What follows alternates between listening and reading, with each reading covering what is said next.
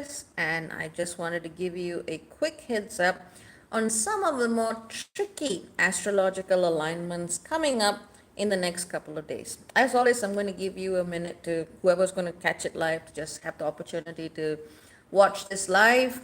Otherwise, I know that you're just going to see it on the replays, which is also perfectly fine.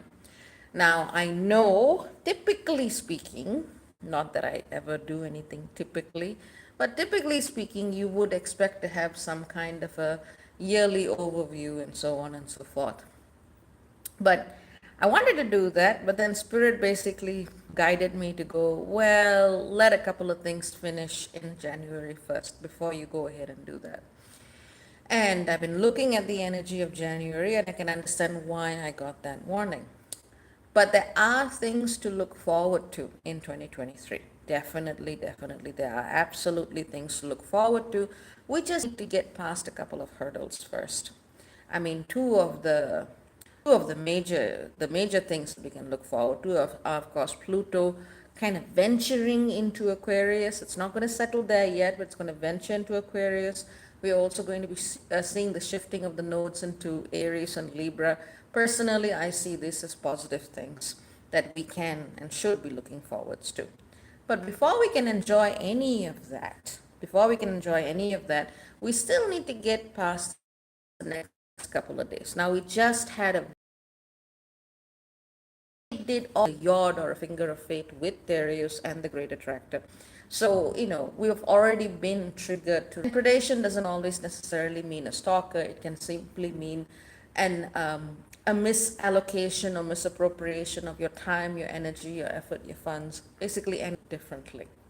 But I wanted to give all of you a couple of really key heads up, because if I didn't, I would kick myself later. January the 8th, that's today, where I am, unnecessary physical risks in your life at this time. Eat light. Make sure that, if you are doing stuff around the home, you wear safety gear. Do these little basic things, and you can save yourself a trip to the ER or even something worse. But this is a time when literally people are more likely to get into situations which can lead them to harm. For those of you who have been sensitized to this particular body in the sky, I would say, again, not everyone talks about Thereus. Most people don't want to. But if you are sensitized to this, it can also show you the ways to kind of plug those holes, to look at the back doors, look at the areas, and brings up a great deal of anxiety, especially if you don't know it's there. And if you're not aware of it, or if you just don't know what to do about it, the mind can churn all kinds of scenarios, and it can make you very, very resistant to kind of doing the things that you actually need to do to get out of the situation where you could likely get hurt.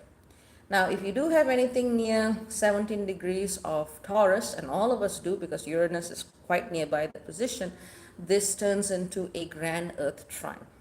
So whatever this thing... Josh, not now. Just give me a sec. Oh, crap. Josh, calm down. Josh. This is live, Please take Josh. He's getting very excited. I want to be part of the experience. Okay, Josh is now part of everybody's experience. Hello, beautiful lady. Yeah. You can see, baby Josh had words. He had words. Yes. So when you look at all three together, the Sun, Thereus, and Uranus, looking at this backdoor, looking at this energy of predation can actually open the gateway for further awareness, for finding the right kind of soul communities, for thinking about your life and what you need to change in your life to kind of align with the frequencies of the new that are already here. But there's a lot of collective density that prevents a lot of us from getting access to it. I was just doing the tier 23 on this, and really the summary I gave for the next couple of days is clearing the sludge, because we are going at it layer by layer, bit by bit. We need to be very practical at how we look at our bodies, our work, the tools we use, the way we allocate our time, our energy, our emotion, our efforts. We need to be accounting for everything in ourselves and to do what we practically need to do to avoid this energy loss. Now, this is just the general theme. January the 9th, we see Vesta at 17 degrees of Pisces, opposite Thereus at 17 degrees of Virgo. Now, Vesta in Pisces likes to commit to shit. It likes to commit to things. It believes that if it becomes a martyr, a savior, it goes up in a blaze of glory or it dissolves into the universe, that somehow it's fulfilling its desires. Because Vesta, sacrificial priestess in Pisces, can be a very, very addictive combination. Service in itself can become an addiction when you use it as a form of escapism to avoid doing your own self work. And this is something I have found through years of experience and observing this in myself and others, and kind of looking at that going, hang on, maybe it wasn't really fulfillment I was going for. Maybe I was actually avoiding looking at myself and externalizing the work that I needed to do on others. And I know that others have also come to the same conclusion. Be very careful with whatever spiritual practices you are doing at this time and what it is you are trying to commit to. Even if you think it's in the name of the greater good, if it drains you, it's not worth it. If it makes you weaker than you should be, it's not worth it. If it tries to glorify you and pedestalize you and say that you're so important, you got to carry the energy of so many people, it's not worth it. And that is how Thereus is going to be disguising itself to weave its way into facilitators, especially at this time. There are very few instances, like we are talking literally. Are we back? Okay. So, as I was saying, and I better finish this quick because the fact that we've gotten this far is already a miracle. But there are certain instances where, giving a little bit more of your energy than expected is perfectly okay, like if you're at a hospice and someone you love is passing away. But that's not something that happens all of the time. However, people in the service industry, in the facilitation circuit, have been habituated into this idea that they need to always give. And it's okay for them to always be drained because that's what a good person does, and that's not true. There are very, very few instances where, going the extra mile is absolutely the work of spirit. But more often than not, this is not the case. Now, people may try to guilt trip you when you say this, but that shows you their agenda. And you can move on. January the 9th, we see Venus squaring the mean North Node and South Node. Venus at 9 Aquarius, North Node, South Node at 9 Taurus Scorpio. Important to look at the desires that you have, whether it's in relationships, friendships, technology, collective groups, whether it's you coming together with others to do something good in the world. You need to be very clear with whether or not this actually builds abundance, or is it still tying into and playing into some old sense of fear that you may be trying to address in a different way. So whatever you do, whatever you want to build, you got to make sure that the roots are strong. They're not just coming from you wanting to avoid something, but rather you are heading more positively and creatively into creating something that is sustainable for yourself and others. This applies to relationships, friendships, anything you do with technology, any way that you may energetically work with the energy of the collective. So all of this stuff needs to be taken into account January the 10th. January the 11th and 12th, I highly recommend rest. The 11th, we see Mercury squaring Chiron. That is something that can bring up a lot of hurt. It can bring up a lot of vulnerability, trauma, and triggering. Now, it's not to say that you should always avoid triggers. In fact, Mercury right now is already trining Thereus. But too much of it and you just get inflammation. There's a difference between examining something, going layer by layer, taking the time and space to make sure that you are treating things with the respect that is needed versus just slinging energy and insults at each other. That doesn't help. That doesn't work. So if you are planning on doing any kind of deep work, make sure you pace yourself. Make sure you do things a bit at a time and you're not trying to bite off more than you can chew, and you're not just getting into reactive forms or patterns that have to do with aggression and so on and so forth. So just be very careful about that. I would recommend greater introspection on January the 11th. January the 12th, we see Eros squaring Thereus. Here, the challenge is with whatever parts of truth we may want to follow, whatever relationships or sexual liaisons may come up.